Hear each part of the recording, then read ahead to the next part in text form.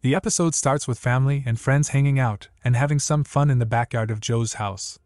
The Griffins also join in a while later. Joe approaches the Griffins, telling them he is glad they made it. Stewie spots Cleveland from a distance, who was cleaning his feet in the pool and obviously trying not to make it look like he was. Oh, that's nice. That's a good temp. I wonder if this temp is the same on my other foot. Oh, yeah. Sure is a good day for it. Good day for these wet paintbrushes, too. Is the pool too warm for paintbrushes? Peter walks out from the bathroom and makes his way outside. He is surprised to see some artistic paintings of a handicapped squirrel having adventurous fun. Peter questions himself on what all that means. Joe walks in, and Peter asks him what all the pictures are for. Joe replies, saying it's nothing and it's just some scribbles he's been working on for a children's book. Peter tells him it's great work. Joe continues, saying he has been working on it for 9 years and he was just too afraid to show it to anybody. Peter says Joe can't be afraid and asks what the book is all about. Joe introduces the book as The Hopeful Squirrel, which is about a handicapped squirrel who has to learn to overcome its disabilities to survive in the wild. It's a book that is personal to him. Peter tells Joe to make good use of the book. The next scene shows Brian and Stewie at a cafe, spending some time together. Brian tells Stewie about a girl who usually comes to the cafe in the morning after her run and expresses his obsession with her. Brian fakes a run just to meet the girl. He introduces himself, and the girl says her name is Chloe. The scene cuts back to Peter, who is watching TV. Joe walks in and tells Peter that he sent his book to the publisher, and it's now on its way to getting published. Joe thanks Peter for his earlier advice and mentions that he's publishing it under the pen name David Chicago to avoid any trouble at the police station, as they don't really appreciate anything artistic. I'm in a box. Oop, that's the back of the box. You're not supposed to talk. Well, how else are you going to know I'm in a box? Brian later visits Chloe at night, asking her out on a date, but Chloe suggests they go for a run before getting some food. Brian tries hard not to go for a run, saying he has already run so many times that day. With no choice, Brian joins Chloe for the run. After some time, he becomes exhausted but keeps going. Chloe tells Brian that he will feel better if he hits his runner's high. Eventually, Brian reaches the top and actually feels better with lots of energy. Oh, Brian, that was incredible. Yeah, you humper real good, Brian. I'm gonna go ahead and close the shades. I still see you. Joe finally gets his book published. He tries to read the book to his audience, but they dislike how he narrates the story. Joe gets angry as some weren't paying attention and tells them to shut up because it's free. As the parents take their children away, Peter intervenes, telling Joe that what he is doing doesn't make the squirrel hopeful. Peter takes over as the narrator, and the children make their way back to hear the story because Peter has humor and is good at narrating. At the end of the story, the children along with their parents cheer for him, which also prompts them to purchase the book. Moved by Peter's humor, the publishing company asks if Joe could make Peter the public face of the hopeful squirrel, while Joe remains the writer. Joe hesitates, but Walker insists he should accept the decision because Peter can get the book into the hands of every kid in America. Joe finally accepts because, let's be honest, Peter's face is way more marketable than his.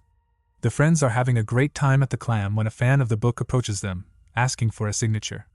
Joe tries to sign, but Peter insists that he should sign since he's now Mr. Chicago. Give me all your money? I have a gun? Oh, wait, I think I messed something up. Never give up on your dreams?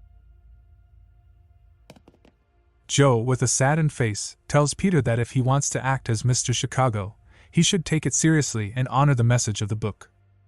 Peter, in his typical fashion, brushes it off and assures Joe to trust him, claiming that pretending to be someone he's not is not his first rodeo. Oh, Gene Shalit, I am the ghost of Roger Ebert. Ah! And even in death, I'm a better critic than you. Leave me alone! Go back to hell!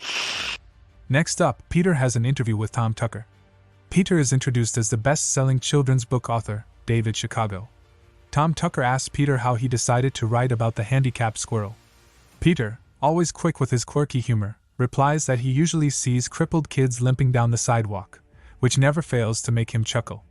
So, he thought, why not put that in a book? This statement elicits laughter from the audience, but it also makes Joe upset because Peter is seemingly making light of handicapped people. Walker intervenes and explains to Joe that Peter is just advertising the book, and any publicity is good publicity. As the show comes to an end, everyone cheers except for Joe, who is still upset. In the next scene, the family is having dinner when Brian walks in with his running gear on, doing some stretches. Lois praises Brian for doing a lot of running lately and invites him to have some food. However, Brian, in his health-conscious mode, declines, claiming that it's nothing but chemicals and empty calories. He then proudly announces that he will be running a marathon with Chloe in a couple of weeks and invites the family to come and cheer them on. Meg, being skeptical as always, asks if Brian is sure he can finish the marathon. Brian confidently assures them not to worry, as he will be giving it everything he's got, even if it means crawling across the finish line.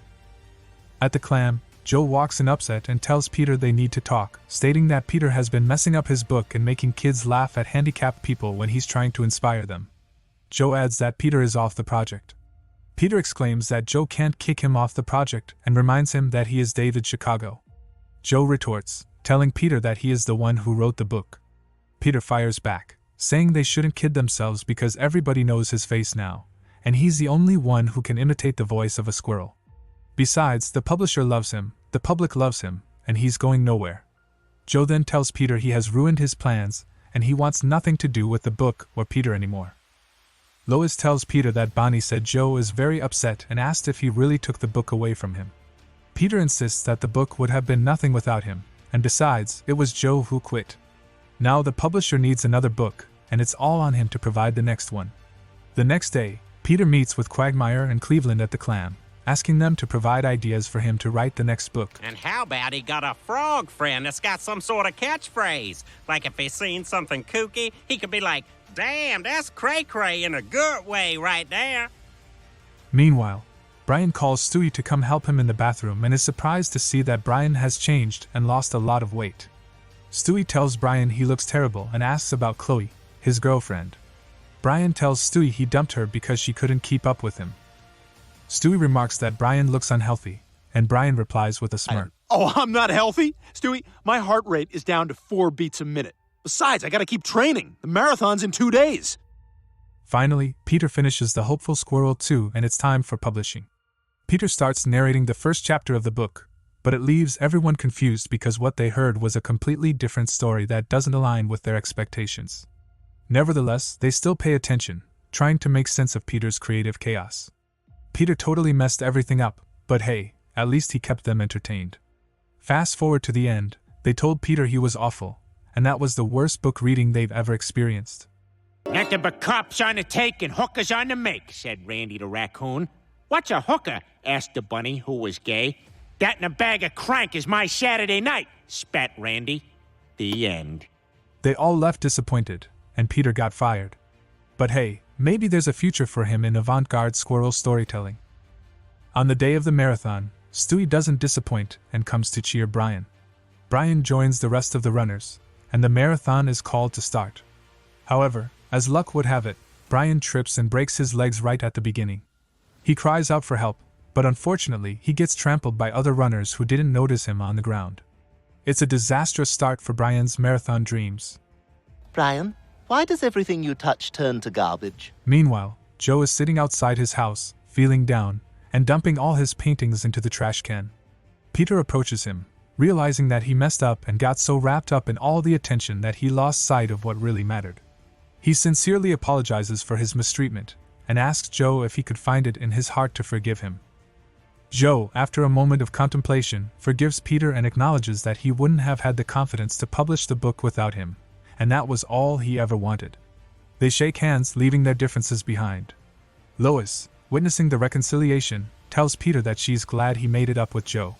The episode comes to an end with a hopeful note of friendship and forgiveness. Thanks for watching, and if you enjoyed the episode, consider subscribing for more entertaining content.